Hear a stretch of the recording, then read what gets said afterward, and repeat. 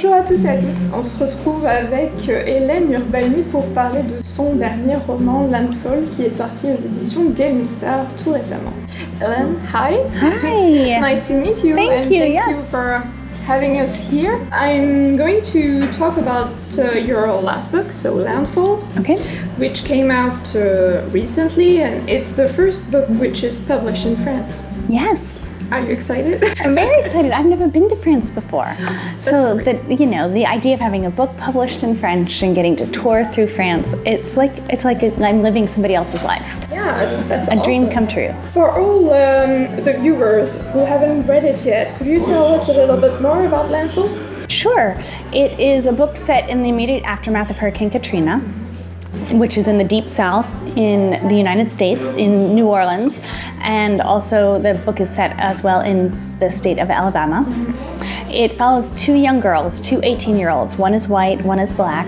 They're involved in a car accident right at the beginning of the book, so I'm not spoiling anything. No spoil. But the young white girl and her mother are in a car and they hit and kill a young black girl on the side of the road. The white mother dies, so this 18-year-old white girl is orphaned in this crash. And the young black girl she's involved in killing is classified what we call in the States a Jane Doe, somebody who you don't know their identity. And the young white girl becomes obsessed with trying to find out who this black girl is and get word of her death back to her family. So it's sort of the book proceeds in two parts.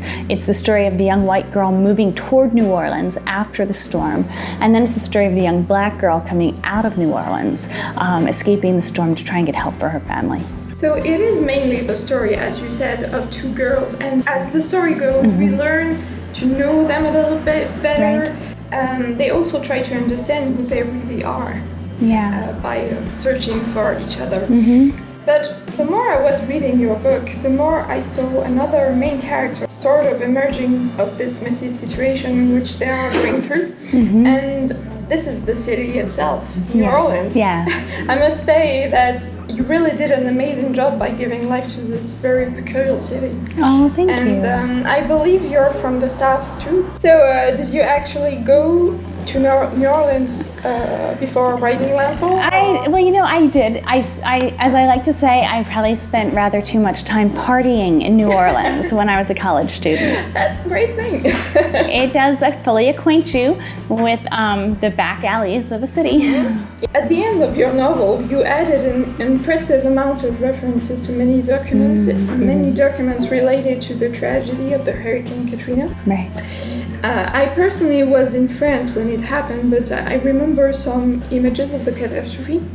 Although reading your book, it feels like we were missing a major part of the story in the news. So why was it so important to you, for you to document this part of recent American history? Well, I think as a novelist, your imagination gets stirred by certain events and certain activities, and in some ways, for me, when Hurricane Katrina happened, it brought to life a situation that I had first encountered in Guatemala when I lived there. I lived in Guatemala 1991, 92, and 93. So the last years of the Civil War there. And the government would kidnap and ostensibly murder family members of the rebel soldiers who took up arms against them. They were called Los Desaparecidos. And they haunted me. I was very good friends with a number of families who had someone go missing. And in fact, it very much influenced my life's work in that I came back to the United States and I went back to graduate school and I specialized in grief and trauma counseling with families where someone was dying. And essentially, again, that hole that opens up in a family when someone disappears or dies and that kind of grief. And so when Katrina hit, I was involved professionally in that kind of work, but it also revived for me the memory of those families I knew who had someone disappear, because so thousands and thousands of people disappeared overnight when Hurricane Katrina hit. In fact, the book came out last year in the US on the 10-year anniversary of the storm, and on that day there were still over 700 people classified as missing in the wake of that storm. So I love this city. It's my favorite city in the United States, and I miss the South. I don't live there anymore. I always say I feel like my heart lives in the South and my body lives somewhere else. I call myself a Southern expat. So for me, telling the story of that city and that storm and those people brought together a lot of different things that had either haunted or fascinated or captivated me. You also point out major racial issues in landfall. That is quite shocking to realize that those kind of racist thoughts and behavior still exist in America in the 21st century. And sadly, your book is quite relevant watching the recent issues with police officers involved in shooting Black people recently.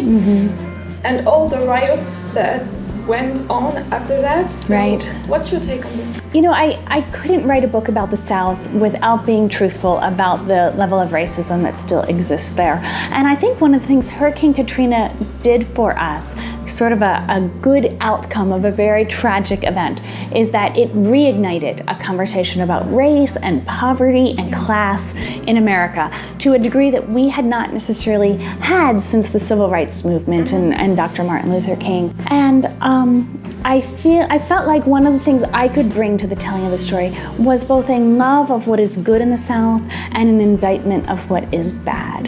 And I also believed that my race, the fact that I am a white person, allowed me to speak to issues of racism in a way that might be better heard or kind of accepted in a way that if an African American person did that, I think too often, sadly, it's written off as complaining or crying about something, and that's so wrong.